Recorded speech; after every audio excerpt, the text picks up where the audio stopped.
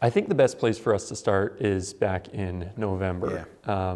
And I want to ask, what was going through your head the morning after the election when you realized not only did you win, but that the DFL had secured a trifecta? Yeah, and I found out about 3:30 in the morning. You know, you're kind of up late, and I got a text from Speaker Hortman, and at the time who said it looks like we're going to add the Senate to this. I think the biggest thing for Minnesota is that there was work that was unfinished. I think one of the frustrations is ideologically, you know, some of the big issues that come up, we have to deal with it, reproductive care and that. But I think the frustrations were we were sitting on a $12 billion surplus last May. We had a deal, and then politics, you know, folks walked away from the deal. I think the biggest thing I thought of was, and the first thing I said to leaders was, I said, we have a responsibility to finish things on time. Let's talk about the joint budget targets real quick, because that's a pretty big deal. To my knowledge, it's pretty early on in the session to actually have budget targets, let alone joint budget targets. How big of a deal is that for you guys? It's a big deal. I think for, you know, your viewers who are out there listening is we negotiate, Democrats and Republicans last year. This year it's you know, Democrats negotiating, but taking input. One of the things is we have a set target. I've got to balance the budget. That's what we've done over the last few years. We can't run a deficit. With that being said, then we come up with where it is. Everybody has a different idea of where they should spend that money. We've agreed upon targets inside of that, and now the legislative process will work. Democracy will work. Groups are coming up here and saying we need more money for nursing homes. We need more money for child care. We need more money for tax cuts for folks. Now, inside those budget targets, they will work those out and finish the first week of May with those. We will try and conference them together, and then my goal is we'll finish on time.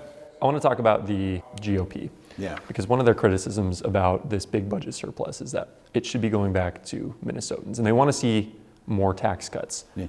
What do you say to that? Well, it is going back to Minnesotans. The one thing I will just very clearly say to the GOP, we negotiated a deal together, and they chose to walk away for political reasons. They're very clear. They weren't, you know, they weren't cagey about it. They said, we're going to win all three, and we're going to do it our way, so we're rejecting this deal. I've come back to them again with basically the same thing. There are billions of dollars of tax cuts in this. Their frustrations is, I'm not going to give tax cuts to the wealthiest Minnesotans because they don't need them. They're doing quite well, and they find ways that they don't have to pay at the same rate. So there's just a difference of where the money goes. What I can tell them is, you're going to see, and I just tell Minnesotans this, it's going to be data-wise provable, the largest tax cut in Minnesota history. I think what we're saying, and the Democrats in the House and Senate are saying, is we're going to target our tax cuts to the middle class and reducing costs for them, and then we're going to reevaluate next year. So, on the note of tax cuts, Yeah. I want to talk about your initial budget proposal of, Yeah. I think it was $8 billion, if I'm not mistaken.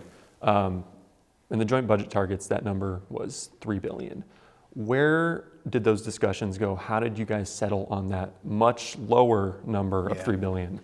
Well, and it's no secret on this, and I'm glad that they came around. There's some kind of strange bedfellows now here. Republicans who are convinced my idea to send checks back to people, which I feel strongly about still, they said it was a gimmick. Now they think it's the number we should do that. Democrats in the House aren't as enthusiastic about that. And I said, well, let's talk and feel where we're at. I feel very strongly that we need to put money back in people's pockets. I feel very strongly that there are people who can see a tax cut in Social Security that need it without the top richest folks having to see that. Do you think that's enough money for? We'll see. Yes, I think it might be enough that we're able to get done, but I feel very adamant that, again, a big chunk of this, about a third of it, is going back in the forms of tax cuts directly back to people. The rest is going to infrastructure, education, and those types of things. Could we see some Social Security tax relief? Because I know that's been a big point of contention. We will. Okay. And like I've compromised with them and said that when I first came to office in 2019, we cut the Social Security tax. I didn't get a lot of enthusiastic help from either side at that time, but we were able to get that done. I think Democrats have always made the case that we want to make sure that working class and those folks that depend on this. So to be clear, you don't think we'll see a total repeal of the Social Security No, I don't think tax? you'll see a total repeal. I don't think one makes sense, and it's very expensive, but I think you'll see the vast majority of Minnesotans be exempted. Do you feel like you guys have done a good job addressing those priorities, and do you think that there's still some more work that needs to be done to achieve some of these? Yeah, well, I ran on these things. My priority was to make Minnesota the best state to raise children and to have a family. That means making sure that things are affordable, housing's affordable, making sure our education system's one of the best in the country, making sure you're connected with broadband, and making sure that you have the ability to be able to either start a business or work in the profession that you want to, making sure that we continue to invest in those things. We also said we were going to make sure that Minnesota's a place where freedom for your individual healthcare choices are going to be yours, and that we start thinking about how do we look to the future to tackle climate change while creating good new jobs. Switching gears a little bit, I want to talk about the progress that's been made in this session so far. Compared to the rest of the union and what you're seeing right now, do you feel like the legislation being pushed forward in Minnesota is setting the state apart? No, I think it's setting where Minnesotans are at. I made it very clear on this. The vast majority of Minnesotans support reproductive rights. The vast majority of folks know, and like I lived in southern Minnesota, I ran on this idea of driver's licenses for all back in 2006. Fact of the matter is, states who do this see a reduction of about 9% in hit and run accidents. It has nothing to do with immigration reform. It's been meant to be a divisive factor. $100 million in tax cuts that we did with tax conformity. These are things that people want. And I, for the life of me, don't understand why demonize these children for their gender identity. Their folks and their families are dealing with this. I trust people and their healthcare professionals to make these decisions, whether it's on reproductive care. I brought this printout of an article with me, Yeah. and it's an article from the Daily Beast. Yep. It says, Governor Walz is the anti-DeSantis. What do you say to that sentiment? Well, I don't know about that. I served with Governor DeSantis in Congress. We obviously disagree.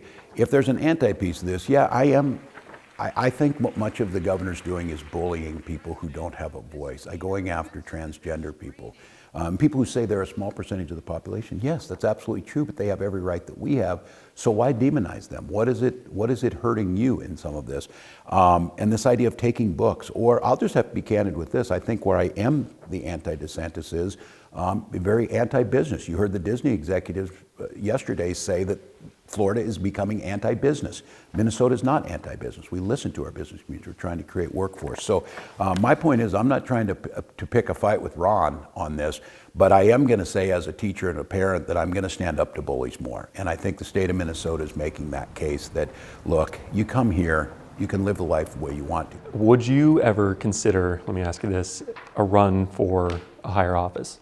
Oh, I'm busy with this one right now. And what I say is my wife always has a saying that her mom said, and I like this one, is do the job that's in front of you. And I think that's the biggest thing, that if you start thinking about other things or if you start being distracted, do the job in front of you. And I tell our team, you have to have an aspirational vision, but you've got to have measurable milestones how you're going to get there. And over the next 4 weeks, we think we've got measurable milestones to reduce childhood poverty, to increase access to health care, to make Minnesota's economy stronger, and to reduce the cost of living for most Minnesotans. And so that's the job in front of me. January 3rd, an inaugural address, the era of gridlock is over.